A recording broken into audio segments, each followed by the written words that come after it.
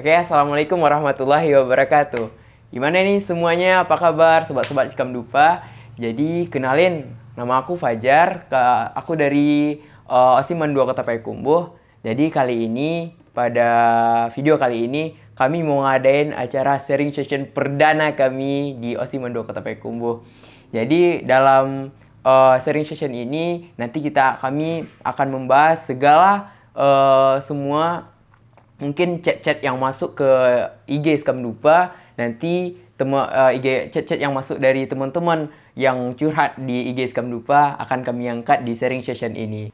Jadi yang akan memandu acara sharing session kita kali ini kita serahkan kepada Ibu Emi Nurmaini SPSI. Kepada Ibu kita persilahkan. Assalamualaikum. Ketemu lagi ya. Mungkin ini pertemuan pertama di sharing session. Kayaknya lebih menarik kalau kita bahas tentang bakat mungkin ya. Karena ada beberapa pertanyaan dari Ananda semua. Biasanya di kelas juga itu muncul. Apa sih bakat, Bu? Bakat saya apa sih, Bu? Mungkin kita bisa bahas yang pertama adalah apa sih bakat itu. Terkadang kita berpikirnya gini, ada minat, ada bakat. Jadi sebenarnya minat sama bakat tuh sama nggak sih? Jadi kalau lihat dari pengertiannya, sebenarnya minat itu lebih ke kesukaan. Kalau bakat adalah faktor bawaan dari lahir yang udah ada. Dalam Islam kita ada disebutkan oleh Allah itu dalam surat Al-Isra ayat 84 yang artinya katakanlah Muhammad bahwa setiap orang itu berbuat sesuai dengan pembawaannya masing-masing. Kemudian ditambah lagi sama Allah, maka Tuhanmu lebih mengetahui siapa yang lebih benar jalannya. Jadi di situ bisa kita melihat bahwa sebenarnya memang kita sudah punya pembawaan. Pembawaan itu dikatakan watak dan bakat. Jadi bakat itu sebenarnya sudah ada sejak kita lahir, bahkan mungkin dalam kandungan.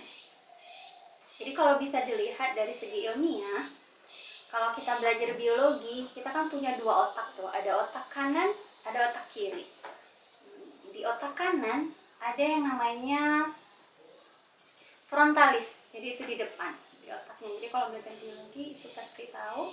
Kemudian ada yang di tengah namanya lobus parietalis.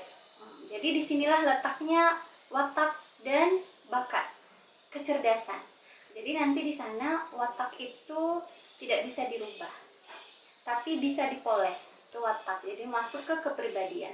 Tapi kalau bakat itu bisa dilatih. Jadi sebenarnya bakat itu adalah kemampuan atau kecerdasan bawaan yang merupakan potensi yang masih perlu dikembangkan untuk mencapai kecakapan, pengetahuan, dan keterampilan khusus. Jadi ada yang nanya, aku kayaknya bakat ini deh, tapi kenapa lebih berhasil dia? Karena sebenarnya ada tidak dilatih atau tidak dipoles. Jadi sama kayak pisau, bakat itu sama kayak pisau. Semakin diasah, dia semakin tajam. Kayak gitu deh bakat. Kemudian kalau secara ilmiah, bakat itu bisa dua dari fungsinya. Jadi ada orang yang punya bakat khusus. Jadi misalnya dia punya bakat musik, itu bisa langsung jadi profesi dia. Jadi dia punya bakat musik, itu musikal, dia bisa jadi profesi. Kemudian ada bakat khusus yang cuman sebagai perantara. Apa artinya itu? Maksudnya gini, dia punya bakat atau kecerdasan spasial visual. Jadi dia bisa ngukur gitu. Nah, jadi dia bisa nanti jadi arsitek atau jadi insinyur. Jadi kalau bakat nggak ada tuh disebut orang bakatnya arsitek, nggak ada. Jadi bakatnya spasial visual. Jadi bisa perantara dia untuk jadi arsitek. Jadi dia bisa belajar desain karena dia udah memang punya kecerdasan atau punya bakat spasial visual. Kemudian nanti kita kan udah tahu nih bakatnya, bakat itu apa, kemampuan bawaan, dan dia harus dilatih. Kalau dilatih, insya Allah kita bisa menemukan bakat yang cocok dengan kita. Bu, gimana sih biar tahu bakat saya itu apa sebenarnya, Bu? Saya kan nggak tahu, Bu. Memang sebenarnya bakat kita semua orang punya potensi sesuai dengan kecerdasan. Kalau menurut ahli itu ada 8 macam kecerdasan. Nah, jadi masing-masing kita sebenarnya punya. Sebenarnya semuanya berpotensi. Cuma nanti hasilnya misalnya kecerdasan nomor 1 saya itu paling tinggi. Kecerdasan nomor 2 nomor 8. Nah, jadi di situ makanya bakat orang berbeda-beda.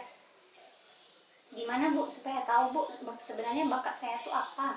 Berarti yang pertama bisa kita lakukan, yang pertama adalah temukan yang dulu, yang paling disukai itu apa.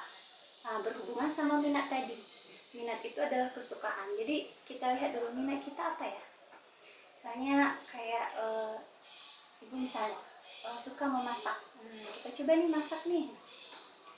Itu baru kita menemukan yang disukai dulu. Yang disukai bisa banyak, bisa 8 sesuai kecerdasan kita tadi. Setiap manusia punya potensi kecerdasan 8 jenis, bisa.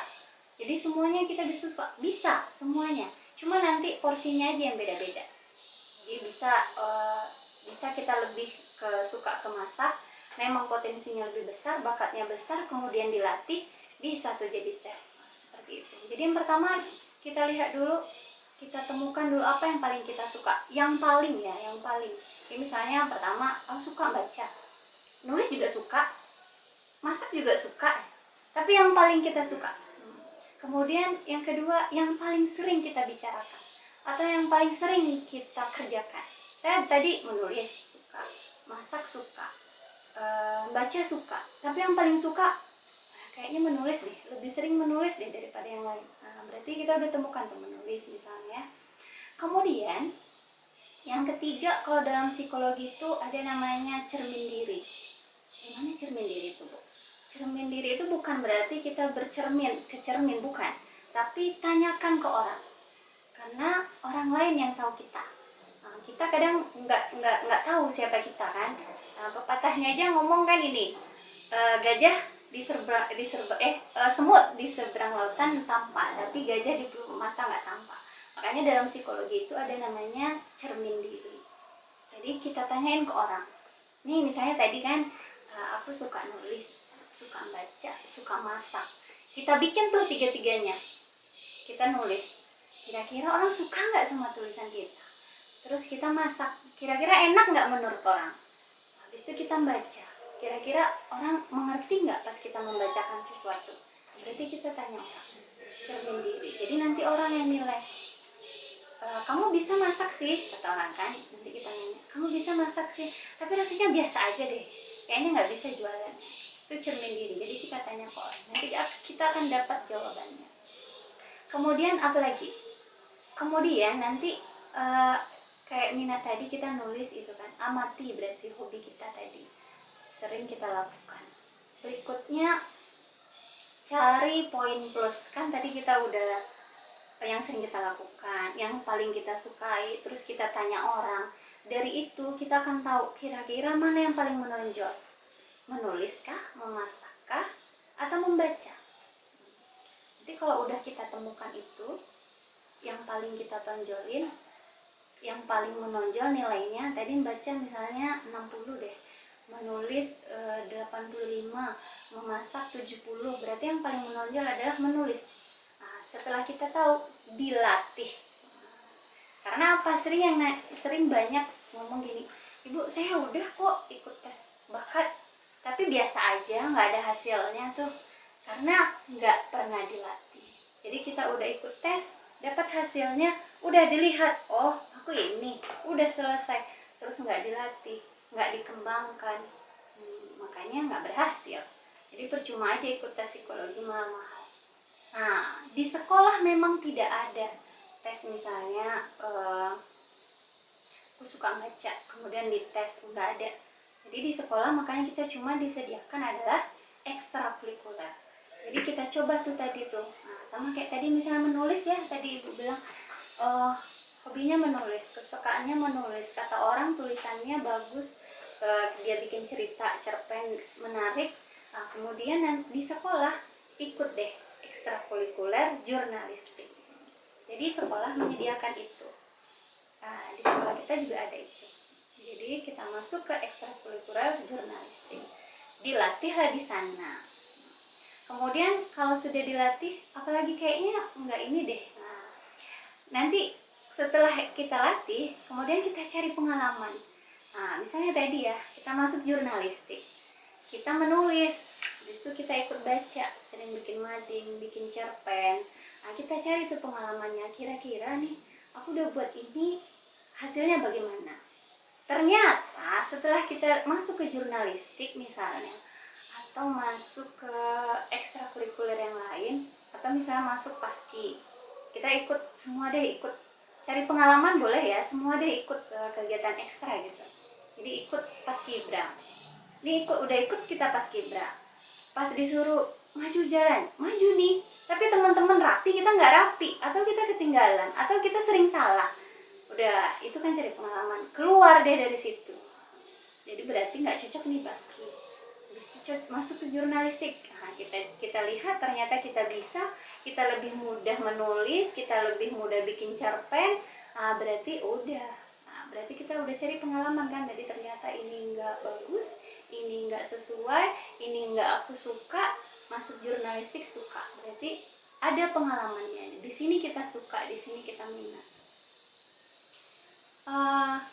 Mungkin itu deh gimana cara kita cari bakat. Kemudian kalau udah, ini kan udah kita nih udah banyak, kemudian terakhir kayaknya nggak pas juga, kita tes psikologi. Kalau ingin lebih ini lagi, ternyata kayaknya kurang deh gitu, kemudian ikut tes psikologi. Jadi tes psikologi ambil tes bakat, tes minat, nanti kan keluar hasilnya.